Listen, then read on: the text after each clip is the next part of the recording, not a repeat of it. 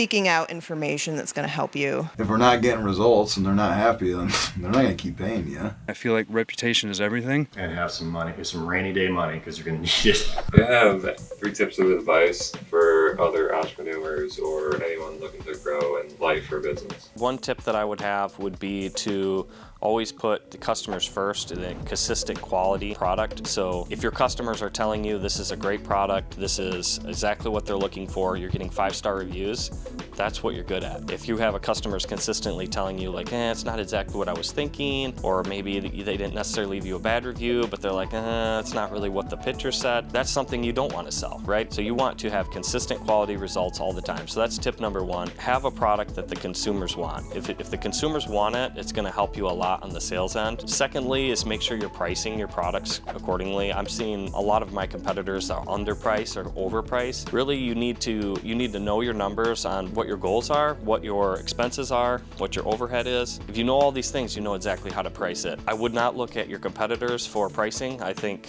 that is the wrong way. Don't just price it less because you're trying to get the job. You have to price it on what you're worth and what the value is. If for some reason your prices are too high and you're not able to get bids, then I would say let's look at some products that are easier to sell at those price points. So maybe you're using the same product as everybody else and not able to get an extra amount of money for it. Tip number 3, I would say, is just no matter what you do in business, you always want to tell the truth. Always tell someone, shoot someone straight, tell the truth whether they want to hear it or not, whether it's a customer, supplier, vendor. If you're having problems paying your bills, tell people the truth, or at least don't lie. Be forthright with everything that you do in business, and I believe that is how the construction industry needs to move forward. I think there's too many liars and cheaters, stealers. There's in the news all the time. There's contractors taking money from homeowners and going to Vegas and things like that. Avoid all those things. Avoid those things. Be a truth teller. Tip number 1 is when you first start your business, be prepared to work a lot the first few years. Probably 50 to 70 hours a week, very little time off for this kind of business. It's pretty grueling, but as the years pass and you can afford to build a good solid team, then you can back off on that and work more like a 40-hour work week. My second tip would be to have another stream of income when you're starting your business, or a large savings that you can live off of and live frugally, because it'll be a few years before you make any money. Unless you have investors or some other way of getting this going, but if you're just a person going to the bank and taking out a micro loan, you're going to want to have some other way to support yourself, because it'll take some time to build an income. I would say my third tip would be get mentorship, take advantage of getting good advice. Go to your local SCORE chapter, speak to other business owners, get financial advice from an accountant, learn how to run QuickBooks or some other program. Stay on top of the money that you're spending, what's coming in, what's coming out, what your profit is. Set goals, long-term and short-term. See your progress. Keep track, check in every week, every month, and then make adjustments, whether it's adding new accounts, sourcing supplies from a different vendor at a better cost, finding ways to make your team more efficient. There's a lot of things you can do to keep profits growing, but if you don't track what you're doing and don't constantly look at it, then you won't know how to make the adjustments or when you need to make the adjustments. Asking for help is 100% the most important thing, like getting expert advice, seeking out information that's going to help you, and also following government regulations. Work with the health department or Michigan Department of Agriculture and Rural Development. That's who comes in and inspects us. They're great people to ask questions. What should we do about this? Whatever kind of question that might come up for running a business like this, they're a great place to start. So 3 things that I would recommend for a new startup or entrepreneur is, number 1, being patient and knowing that you're not going to have success right from the start. You're going to have some tough times, you're going to have some sleepless nights, it might wear on your family a little bit, but you got to just stick with it and know that if you put in the hard work, you're selling a good product, you're utilizing good selling channels, that eventually good things will happen, but you have to be patient with it. Number 2 is making sure that you surround yourself with other people who love your brand, love what you're doing, are gonna be there for you and want to see your company grow. That is gonna be huge for you. And number 3, I would say is, as you continue to grow, is taking care of your employees, making sure that they know that you care for them, that you want the best for them. And that's by, if you're able to, offering different benefits for them. And I think if you do those three things, that would be a good starting point for any new entrepreneur. First tip I would say is have some mentors, have some individuals that you can continually bounce ideas off, other business owners that have created success and are winning every day. Because at the end of the day, like when I first started, it was very eye-opening, the shit I didn't know. You know what I mean? Like I'm sitting here, I'm like, all right, I got a 4-year Bachelor of Science degree and I've got an MBA. And I'm like, all right, I'm starting this business. I've just ran a business. I know how to do this. And then it's like, wait, I got to create this LLC. I've got to learn how to file my taxes. I've got to learn to, use QuickBooks. And I've got to learn to take pictures of all this stuff, like expenses and all that stuff. I didn't know. So like a piece of it is like, getting mentors, but also I would say like to find the right people that are behind you in your network. So finding a good accountant, finding a good legal person. Those are individuals that are going to be behind you and helping you through this process. So, I wouldn't have known anything in terms of like how to do my taxes if it wasn't for my financial guy. Like that was huge. He's like, yeah, you need to do this, you need to do that, A, B, C, D, So that was one thing that I would definitely recommend. Number 2 is start small and to continually grow it. So many people have these aspirations of saying like, hey, I'm gonna start off this huge investment. I've got these investors.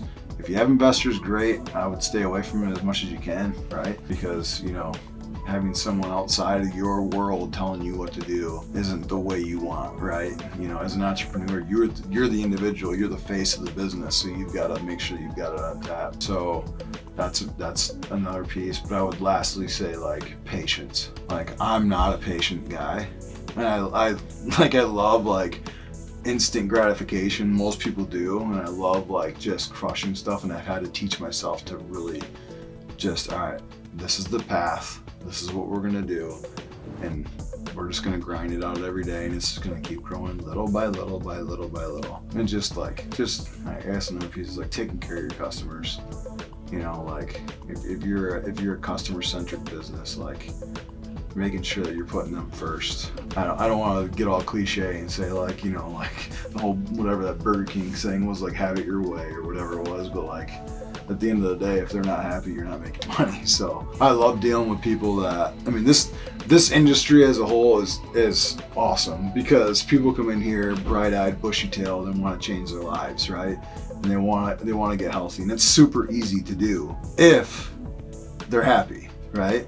If we're not getting results and they're not happy, then they're not gonna keep paying you, So we want to make sure that they're taken care of and they're getting results, and we're holding them accountable. And at the end of the day, if they're not getting there, then we're not going to be open anymore. So I'd say that's any business, communication, organization, continually talking to them, seeing how they're feeling. Feedback is key, just those little things help. Don't think too much before you start your business. Just dive in, because if you try to overthink it, obviously you should have your business plan and you should think about whether or not this is even viable. But if you start to overanalyze, thinking about whether this is going to be something that you really want to do, you're probably never going to jump into anything. I think had we known how difficult this would have been, I don't know that we would be here. Yeah. On the flip side, though, once you reach a certain point, you're like, well, there's no choice but to make this a success now, because we're in so far, like, gotta find a way to make this work. I would say the other piece would be to really do your research ahead of time about what it is that you're thinking of getting into. Trends come and go, things change, and the business itself, no matter how small, is tough to change quickly. And so really be sure that this is something, it's sort of the ounce of prevention is worth a pound of cure. If put in the work on the front end to figure out that there's really demand here, this is something that you really want to do, that even when everything that you could possibly imagine could go wrong, that you still want to wake up the next morning and like, I'm gonna do this, I'm gonna tackle whatever these problems are, because you'll have days like that. You'll have days that are great also. But it's really when you have some of those bad days and you have a few of them in the row that you need to make sure this is something that you are truly passionate about. I think going along that same line, having a partner to start it with or to be in business with, man, that's saved us several times, because there have been times where I've wanted to give up and John hasn't, or John's wanted to give up and I haven't. And that combination has helped us also stick through some of the tougher times.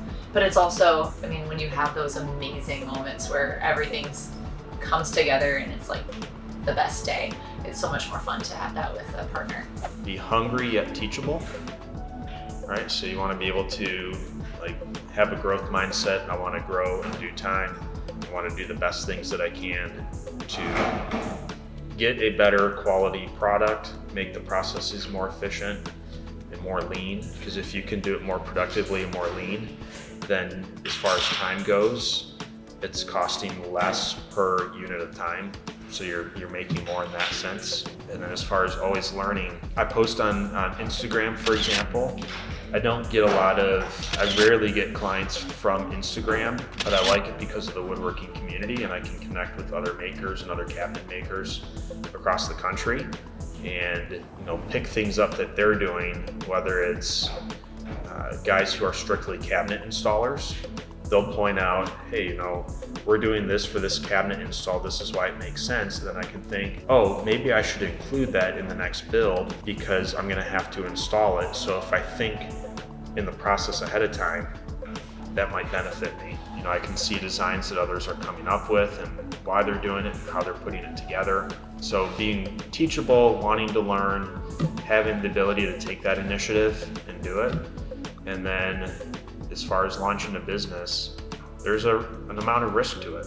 You have to be willing to take that risk and step out in faith. For us, for my wife and I, our faith is really huge. It's the core thing for our business. And when we went full time, it was a huge leap of faith. When we went into this shop, it was a leap of faith. We've got a leap of faith coming up with a big equipment purchase. And we're trusting that not only the Lord provides, but that the clients like the work that we do because of just how we've run the business so far. Oh, I got more than 3. Don't do this until your kids are grown up, because this is a child in and of itself. We call it the twins because it's 2 guys. It's like having quadruplets or even quintuplets or octuplets, because it's a lot. It wakes up in the night and cries the whole bit. It's a lot. So my biggest suggestion every time I see our counterparts that have small children, and I just think, I don't know how they do I don't know how you do it. I'm so tired. Maybe because we're older too.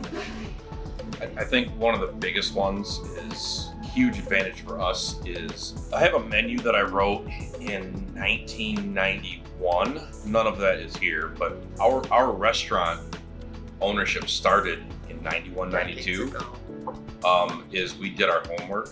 We knew our identity, and it changed over time. Like I said, it was always going to be a restaurant for us, restaurant/bar.